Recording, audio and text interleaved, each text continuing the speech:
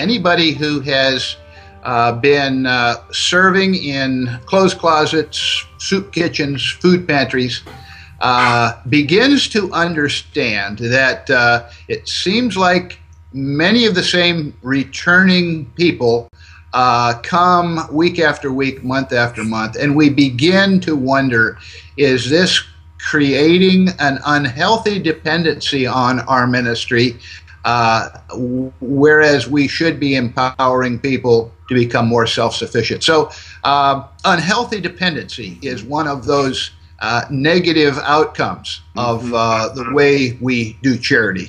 As long as we have dependency producing systems, we can expect that folks are going to use them. If they're the most accessible, we can expect that our lines will continue to get longer. And that's, of course, something that we hear a lot these days, given our economic realities, is that our lines for clothing and for particularly food keep getting longer, which we interpret it as being the need is greater, so we need to give more away, when actually we might be producing increasing levels of dependency. Okay. Many of our charitable activities are pity-driven. That is, we feel sorry for people. We want to help them out, and so we create what I would call pity-driven ministries that actually diminish the dignity of those recipients. One leader in Nicaragua that I was talking to about pity-driven mission trips that come to his country, he says they're turning my people into beggars.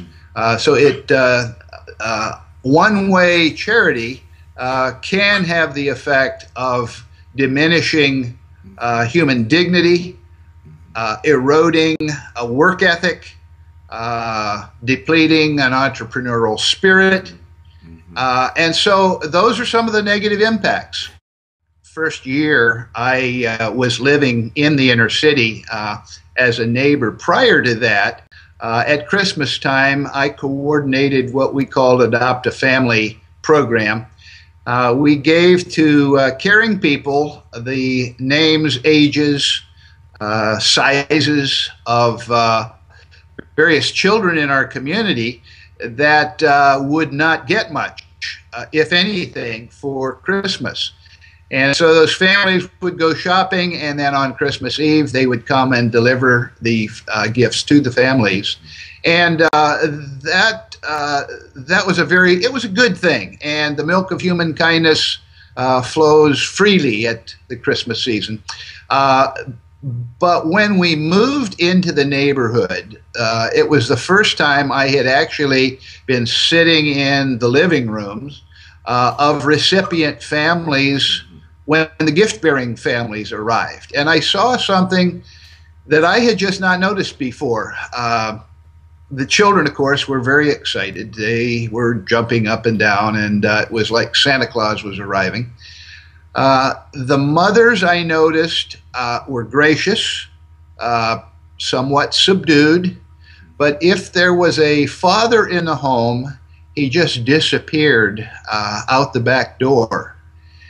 And I realized what was happening in the homes of low-income parents. They were being exposed for their inability to provide for their children.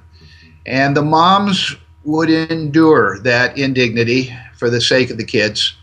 But it was more than the manly pride of father and husband could sit through. And they were being emasculated in their own homes in front of their own families. And so they would just disappear. And I realized that this kind of giving, though rightly motivated, was extracting enormous price from particularly the parents of the recipients of these gifts.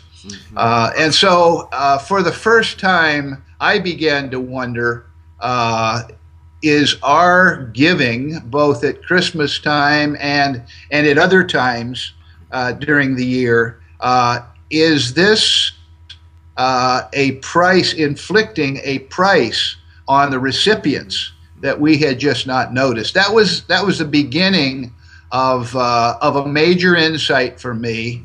And from that point on, we started looking very closely at all of the charity we were engaged in.